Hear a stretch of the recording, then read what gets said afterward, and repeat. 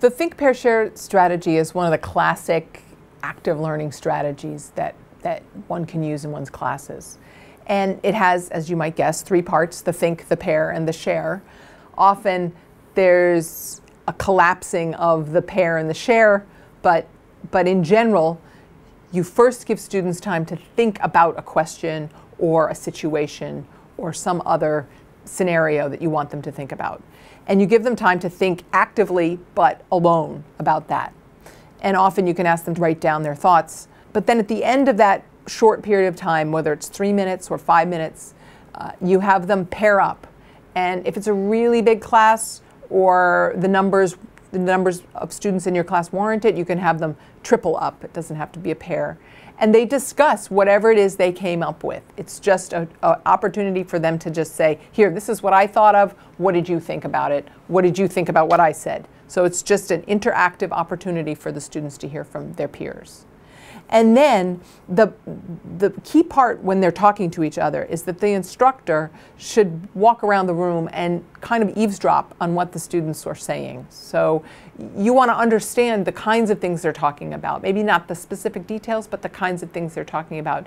And pretty quickly you can learn if students are on the right track, or if there's a big misconception that maybe they might be reinforcing each other's misconceptions.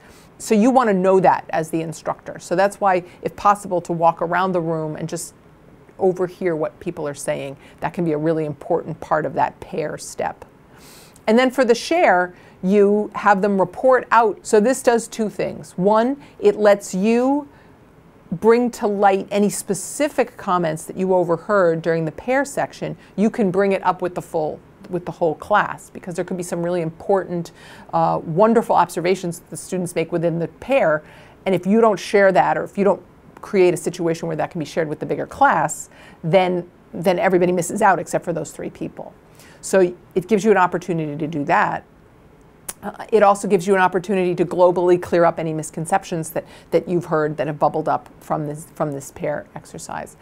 The other thing it does is, if there's a group of 2 or 3 or even 4, but I think 3 is probably optimal, the group reports as a group. It doesn't report as an individual. So if a student is a little insecure or may not really want to share what he or she thinks at a personal level or at an individual level, being able to share out as a group is a bit safer, is a bit more comfortable for many students. So that's what the share part does.